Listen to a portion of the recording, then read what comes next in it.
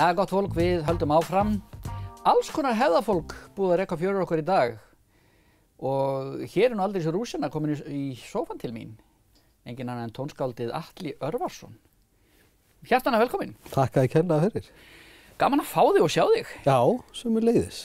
Miðað við, nú veit ég að það er bilað að gera hjá þér, miðað við það þá finnst mér þú bara sprækur að sjá og ekkert mjög streittur. Nei, kannski er það, sko, því ég er að stíga upp á COVID, þá er ég ennþá í svona smá þoku, það er svona þokuslæðingur. Ég veist að það sé að hjálpa mér mikið, sko. Ég skil, þannig að ef ég sé að þú ert einbyttaður af vörunum á mig, þá veit ég hvað er að gerast. Já, nákvæmlega.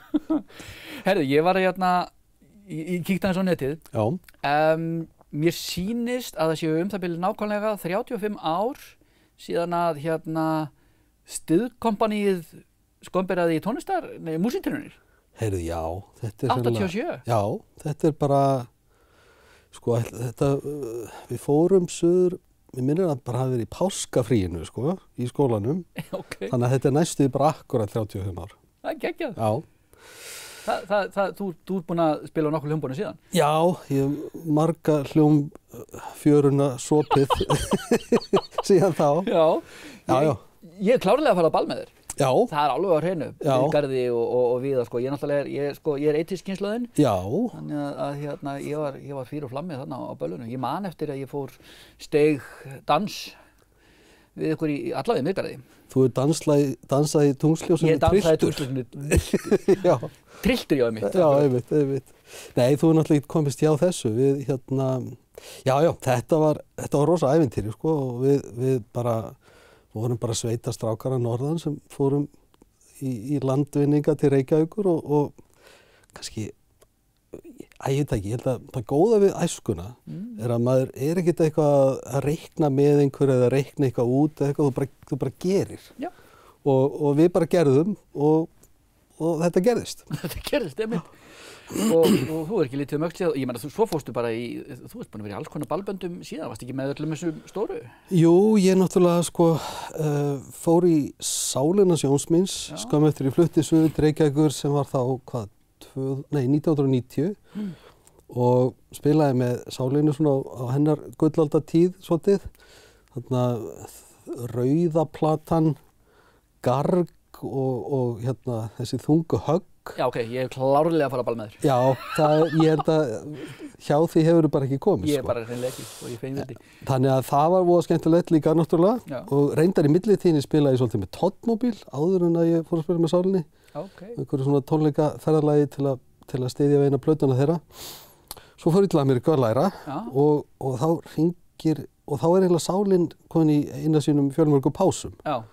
Og þá hringir Helgi Björns í mig þegar ég var bara að klára svona fyrstu önnina mín í Berkeley og spyr hérna hvað ertu að fara að gera í sumar? Og ég sagði, ég bara veit það ekki. Hver veit það? Umboðsmaðurinn þinn?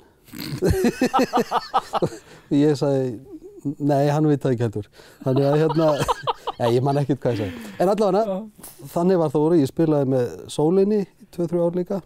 Já, vá, ok. Og svo byrjaði Sálin aftur, þannig ég skipti aftur yfir þetta var orðið mjög ruglingslegt á tímabili. Ég vissi ekki hvort ég var í Sólinni eða Sálinni. Það vissi ekkert okkar. Nei. En hvað, svo ferðu bara, þú náttúrulega ert að læra komposjón eða ekki? Jú. Og svo ertu komin í kvikmyndabransann? Sko, ég fór í Berkeley College of Music, þarna eftir að Sálin fer í sitt, eða svona það bil sem hún er að fara í sitt fyrsta frí. Og svona satt að segja vissi ég ekki alveg nákvæmlega hvað ég ætlaði að fara að læra. Þannig, ég var að læra jazzpíanóleik í FIH á þessum tíma og svona var að leggja einhvern grunn að einhverju námi og svo fer ég til Bandaríkjanna og fer í Berkeley og fyrsta árið þarfti ekki að ákveða hvað ég ætlaði að læra. Þú bara svona, það er eiginlega allir í því sama og bara svona prófa eitthvað og ég prófaði einn kúrs í kvikmyndatónlist og einhvern veginn bara þetta var bara svona efreka mómenti í mínu lífi í rauninni. Ég bara, þetta er málið. Já. Og það er eitthvað við, sko, það er einhver svona magía sem verður til þegar þú blandar saman tónlist og mynd. Já. Af því að eiginlega, sko, hvort tveggja, ef að vel tekst til, þá verður hvort tveggja betra fyrir blönduna. Algjörlega, og það er svo merkilega líka þegar nálgunin sko, hún er svo mismunandi, stundum tónlistin segir þér á að líða svona, en stundum hún líka bara svona algjörlega sjálfstætt tónverk bara sem leggst ofan á kvikmyndina. Já, algjörlega. og stundum hún líka bara býr til einhvern grunn fyrir þig til að ákveða nákvæmlega hvernig þú vilt upplifa þetta og það kannski svona, sko ég held að kvikmyndagerð hefur breyst rosalega mikið. Þú veist, ef þú horfir á myndir bara, það ekki það gamlar, þú segjum bara frá 80s, við vorum að tala það tímabil, að þú veist, það allt dramatískara. Leikurinn dramatískari, búningarnir dramatískari, lýsingin dramatískari. Og saxofónn í öngstræti. Og saxofónn dramatískari. Og við komum að saxofónum á eftir þetta. Okay. En það sko, það einhvern veginn, kannski raunveruleika þættir, eða einhvern veginn hefur, og ég held að þetta sé þetta líka í leikhúsi, að þú veist, það einhvern veginn dramatúrgían sko nær lífinu heldur hún var kannski. Þú veist, það einhvern veginn, þróun þannig, og ég held leið, það sama gerist í kvikmyndatónlist. Það svolítið sett í fangið á mér að ég ákveði hvernig mér líður. Þú styður mig, en þú ert ekki að segja mér, þetta svona. Nei, ég held að okkur finnst það bara óþægilegt núna. Það var miklu meira þannig. Þú veist, ef þú horfir á myndir frá þessu tímabili, þá alveg bara, þú veist, þegar glassúrinn settur á kökuna, þá bara sko slett vel og vandlega. Já, þú farið þetta bara í framniði, sko. Það bara algjörlega þannig. En og svo náttúrulega, þú ert hérna heima á Akureyri í dag, búin að vera í 7 ár, taldi svo til áðan. Já. Hvað að gerast hjá Atla í dag? Þú veist, eða hvað ekki að gerast hjá Atla í dag? Það eiginlega betri spurning, sko. Já, þú ert að stofna alls konar? Já, ég að stofna hitt og þetta og sko þetta svo fyndið hvernig þetta virkar allt saman. Sko þegar við ákveðum að flytja til Akureyrar, sem að þú veist, ég kenni alltaf konunni minni þetta og það er alveg út af svolítið því að hún segir bara Atli, ég held við ættum að flytja til Íslands.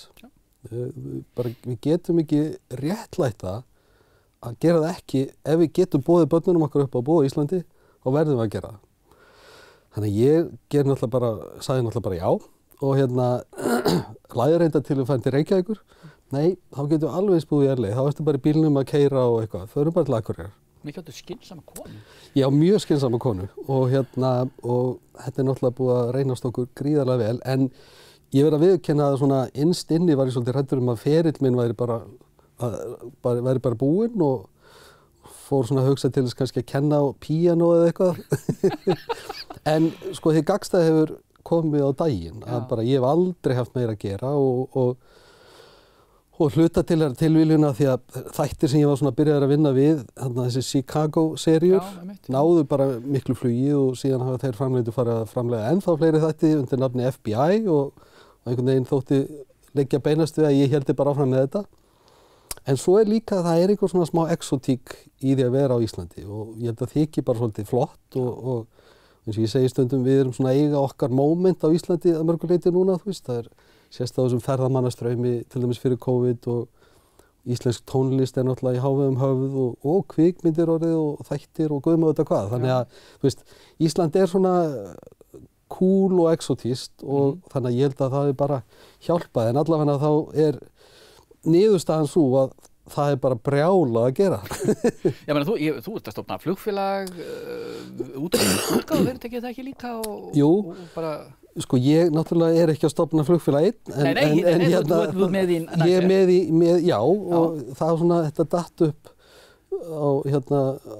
á borð hjá mér, sko, að hvort ég myndi vilja taka þátt í þessu og ég svo sem, þetta mikið til af sko eigingjörnum ástæðum sem ég ákvað að gera það vegna þess að fyrir mig, þá myndi lífið taka stakkaskiptum ef það væri beint flug út í heim. Akkurat. Sem nú bara handa við hornið en svo þegar maður fer að hugsa þetta í víðara samhengi þá finnst mér að fá verk einhvern veginn sem ég get tekið þátt í og verkefni sem hafa meiri jákvæð áhrif á umhverfi mitt og bara samfélagi hér heldur en nákvæmlega þetta flugfélag. Þannig að ég bara sló til. Við erum himinglöð, sko.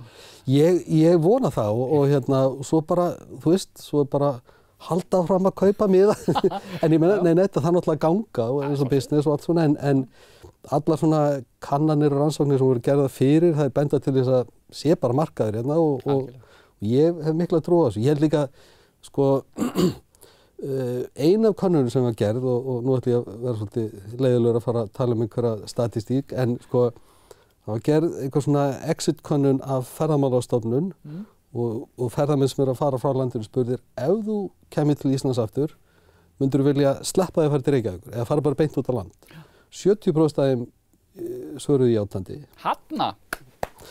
In your face? Já, þannig að við svona, já, ég held að bara Norðurland svo óuppgötvað utan landsteinana, þannig að ég hef bara fulla trú að þetta muni ganga upp. Brilliant. Þú sagði að við kemum aðeins aftur á saxofónunum, hvað var það?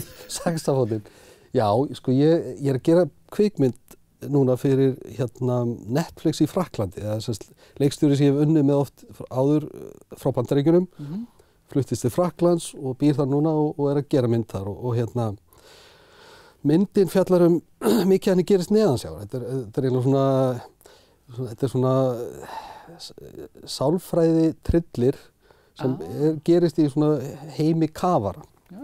Nema hvað, við erum eitthvað að ræða einhverja svona filosófíumynd og hann segir hvernig við getum notað svona blástursljóðfæri því að þú veist þetta snýst allt að anda og þá einmitt hugsaði ég, sko, saxofón er bara búin að vera einhverjum bannlista frá því að Kenny G fór að spila á hann. Já.